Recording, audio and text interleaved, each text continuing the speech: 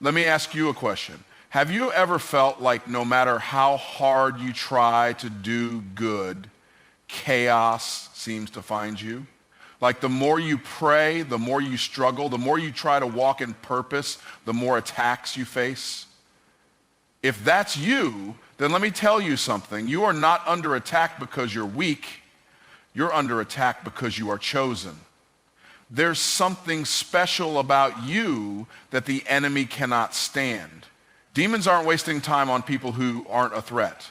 They come after those carrying a calling, those walking in divine assignment, those with the power to shift atmospheres and break generational curses. Even before you fully understand who you are in God, the enemy already has a glimpse of it. That's the reality many people don't see. We often question why we've been under so much pressure, why things don't come easy, why the battle started so early in life, when in truth, it's not because you're cursed or forgotten, it's because you're marked. Marked by God, marked for purpose, marked for greatness. And guess what? The enemy sees it even when you don't. You see, the spiritual realm is more aware of your potential than you are. While you're still discovering your identity, still questioning your worth, still doubting your abilities, demons are already panicking because they see your destiny. They recognize the calling placed on your life. They know if you ever wake up and step into who you truly are, you'll become a serious threat to the kingdom of darkness. That's why the attacks begin before the revelation. That's why the warfare starts in the womb. The enemy doesn't wait for you to become something before he starts his attack. He starts the moment you're born because he already knows what's coming. Think about it. When you look back over your life, haven't there been patterns, unexplainable resistance, trauma, rejection, isolation, confusion? And it seemed to start when you were just a child. Way before you made any major mistakes or choices. That's not coincidence. That's spiritual strategy. The enemy tries to crush chosen ones early so they never rise. He tries to plant seeds of fear and failure before you even realize how powerful you are. That's the plan. Destroy the purpose before it fully develops. Let me give you a quick example. Take a look at the story of Moses. Before he ever spoke a word, before he ever stepped into leadership, Pharaoh issued a command to kill all the Hebrew baby boys. Why? Because Moses had a destiny. A deliverer was coming, and the enemy knew it.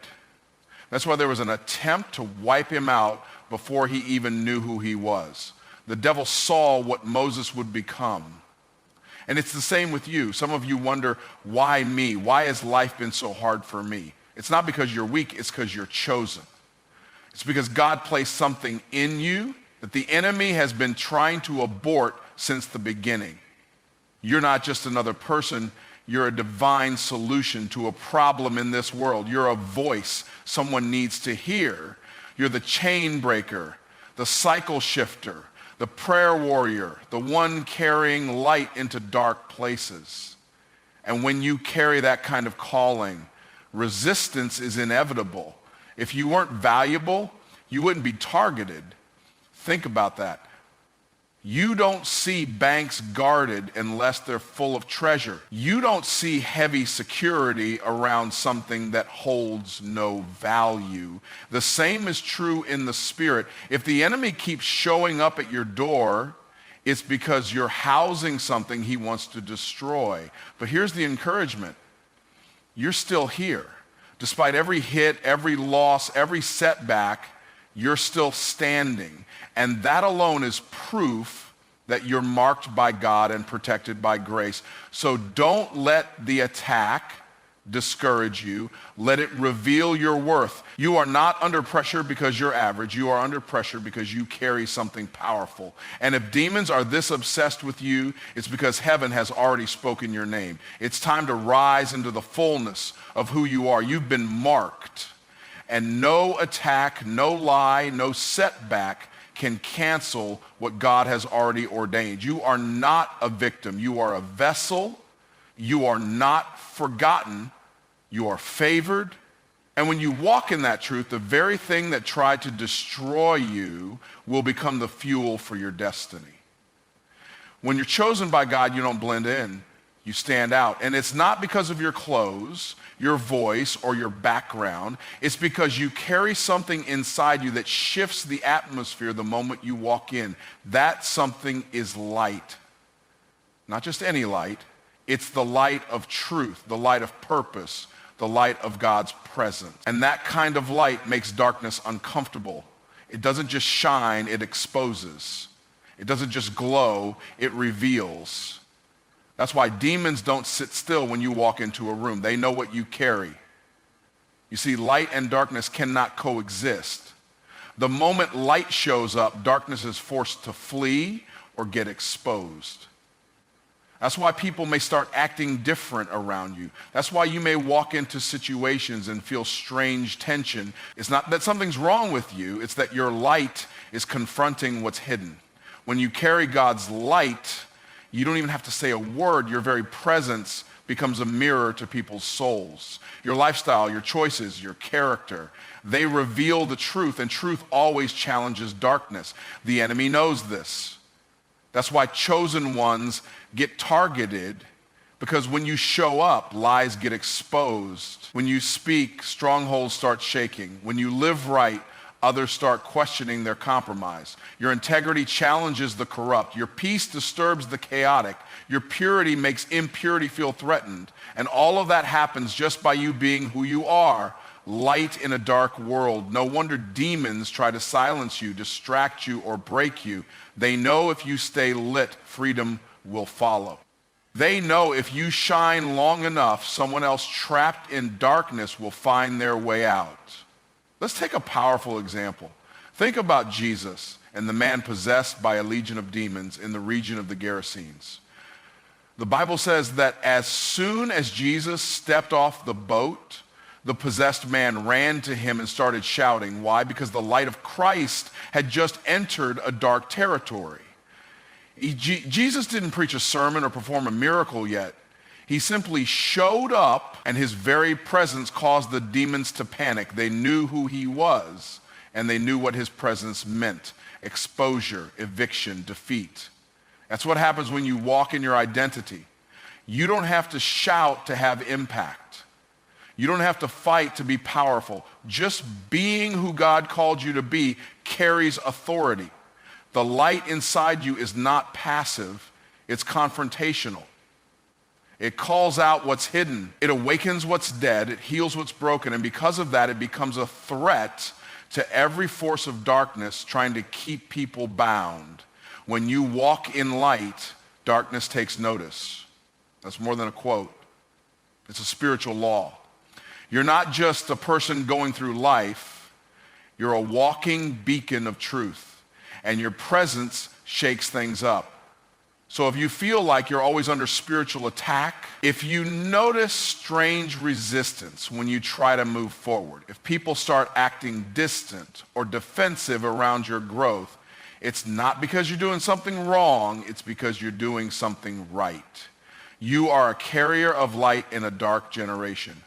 Don't let the resistance cause you to dim your shine. Don't shrink back just to make others comfortable. Don't lower your light to fit in with the darkness.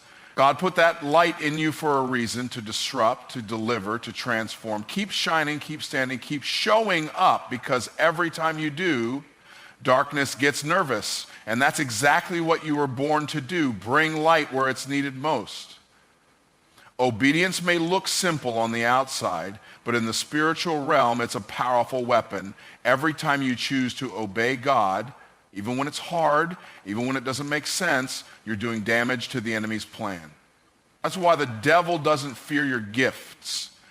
He doesn't tremble at your potential. He trembles when you actually do what God tells you to do. Because obedience activates power. Obedience brings alignment.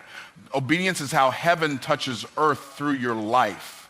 The enemy knows that a chosen one who obeys is unstoppable. That's why the fight is so intense when you try to live right. That's why the distractions come, the temptations increase, the confusion rises, because the enemy is after your yes. He knows that your surrender to God becomes a launching pad for breakthrough, and not just for you, but for everyone connected to your purpose. Your obedience isn't just personal, it's generational. When you say yes to God, you interrupt patterns, you shift atmospheres, and you shut down cycles that have existed for years. The real war isn't about your appearance, your background, or even your past. It's about your future obedience. Because when you forgive that person who hurt you, you silence bitterness and release healing.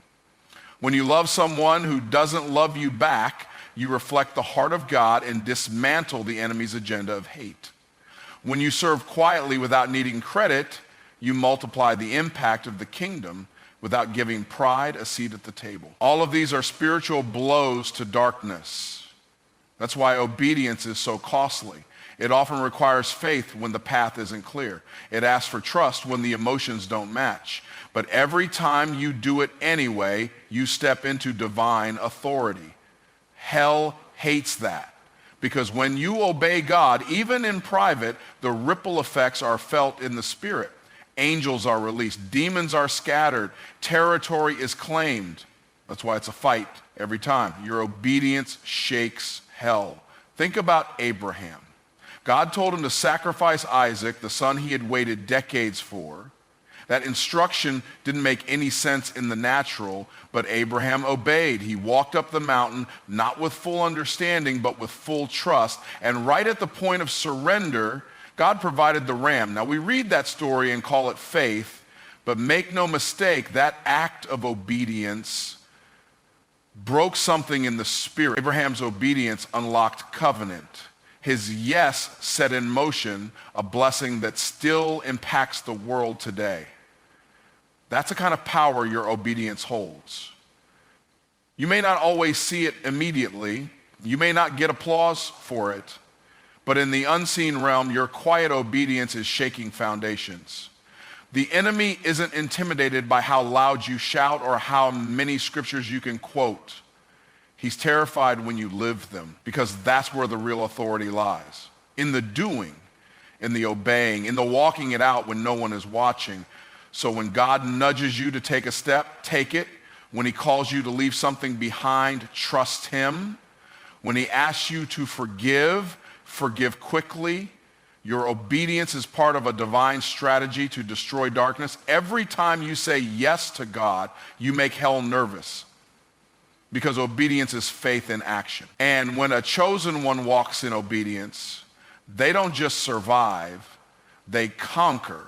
You may feel overlooked, but if you're walking in obedience, you're doing more damage to the enemy's kingdom than you realize. So keep showing up, keep surrendering, keep saying yes, because heaven moves when you obey, and hell knows it. When you're chosen by God, the battle isn't just about you, it's about everything and everyone connected to you. You've been called to do more than just live a good life. You've been called to break what others before you couldn't. You've been chosen to end the cycles that have gripped your family for generations. That's why the fight is so intense. The pressure you feel, the resistance you face, it's not just personal, it's generational.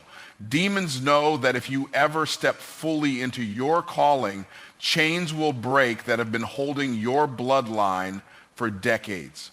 You are the threat they saw coming. You are the answer someone before you prayed for. You see, the enemy studies patterns. He sees what worked on your father, your mother, your grandparents. He sees the weaknesses, the open doors, the broken places, and he tries to repeat them in you. Why? Because if he can keep the cycle going, he can keep the family bound. But here you come, walking with a different spirit, seeing through the lies, resisting the traps, and refusing to settle. That's why the attack is heavy. Because you're not just surviving it, you're about to stop it. You may have grown up in a family where addiction was normal, where fear was passed down like inheritance, where dreams died early and potential was buried in silence. But something in you said, It stops with me. You didn't even fully know what you were stepping into, but your obedience began to shift things. Your prayer started shaking what was settled. Your healing began breaking what was hidden. That's the power of a generational breaker. You don't just fight for yourself, you fight for those who couldn't and for those who will come after. That's why you can't quit. That's why the enemy's trying so hard to wear you down. Because if you break it, it stays broken. If you defeat it, your children won't have to. If you say no to the stronghold, the curse loses its grip. And demons know that. They see the ripple effect your deliverance will cause. They see how your obedience, your healing, your rising up will become a blueprint for someone else to follow. You are not average. You are not random. You are marked to be the interruption. Let's take a powerful example. Think about Gideon in the Bible. When the angel of the Lord found him, he was hiding, feeling unqualified and afraid. His family was the weakest in the tribe. He had no idea that heaven had marked him as a warrior, but God called him a mighty man of valor, not because of what he had done, but because of what he was chosen to do. Gideon didn't just win a battle. He broke a cycle of oppression over an entire nation. He tore down the altars of his father's house and built new ones to the true God. That's a generational breaker. You may feel unqualified like Gideon. You may feel small or inadequate. But God isn't looking at your current state. He's looking at your assignment. And your assignment is to change what has always been. Your assignment is to break the patterns that destroyed others. Your assignment is to say, no more. No more addiction, no more poverty, no more silence, no more shame. It ends here. You are not just fighting for your peace. You're fighting for your deliverance is going to open doors for people you haven't even met yet. Your breakthrough is going to become someone else's testimony. Your life is the evidence that the curse can be broken. So don't shrink. Don't back down. Stand tall in your calling, because the demons that fought your family weren't ready for you. The enemy doesn't waste his resources on people who pose no threat. He's strategic. He's selective. And when he launches an all-out assault on your life, it's not because you're weak, it's because you're powerful. It's because he sees something in you that you might not even see in yourself yet. The enemy attacks who he fears. And he fears those who are favored by God, those who carry divine authority, those who have the potential to shake the gates of hell with their obedience, their worship, and their boldness. See, you don't go after what you're not afraid of. Demons aren't attacking people who are just going through the motions, living life without purpose. No, they're obsessing over the ones who have a fire that won't go out. They're threatened by the one who still prays even while they're bleeding. The one who keeps showing up even when life doesn't make sense. That's who gets targeted, because hell is afraid of what you'll become once you wake up to who you truly are in God. The reason the pressure has increased is not because you're failing, it's because you're getting closer. Closer to breakthrough, closer to clarity, closer to walking in full authority. And the enemy knows once you fully step into that place, chains will fall off not just you, but everyone around you. Your victory creates momentum. Your voice carries weight. Your presence shifts the room. That's why the enemy is desperate to silence you, distract you, and discourage you. He fears the version of you that's fully awake, fully surrendered, and fully walking in purpose. And let's be honest, some of you have wondered, why is my life so hard? Why do I face battle after battle? It's because you're not ordinary. You carry something rare. The enemy doesn't fight fair, but he fights smart. He tries to get you to question your worth, your calling, your identity, because if he can confuse you, he can delay you. But what he can't do is take away what God has already put in you. You are favored. And that favor draws fire. That favor provokes resistance, but that favor also guarantees victory. Think about David.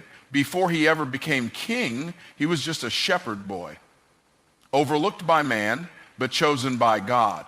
And before he ever sat on the throne, he was hunted by Saul, fought by giants, betrayed by those close to him, Why? Because even the enemy recognized his anointing. Goliath wasn't just a giant in the story. He was an obstacle designed to intimidate. But David didn't just fight him, he defeated him. And that victory exposed the favor he carried. David was attacked because of who he was destined to become. And so are you. You may not see the crown yet, but the enemy does. He sees your future and it terrifies him. That's why the warfare isn't random, it's confirmation. Every battle is proof that there's something powerful about your purpose, something threatening about your anointing, something undeniable about your favor. You are feared because you are favored. So instead of asking, why me, start declaring, because I'm chosen. Start recognizing that every time you get knocked down and get back up, you're proving the enemy right to be afraid, because nothing he throws at you has worked. You're still standing. You're still believing. You're still walking forward. That's power. Don't run from the fight. Understand it. Let it remind you of who you are. Let it stir up the warrior inside you, because if demons are obsessed with you, it's because heaven has already called you. And once you realize just how favored you are, fear loses its grip and the enemy loses his ground. So now, the next time you feel under attack, don't panic, praise. Because pressure is a sign of purpose. Warfare is a signal of your worth. The obsession demons have with you is proof of what's in you. You are chosen, anointed, set apart. And when you walk in that truth, nothing, no demon, no darkness, no doubt can stop you from becoming everything God created you to be.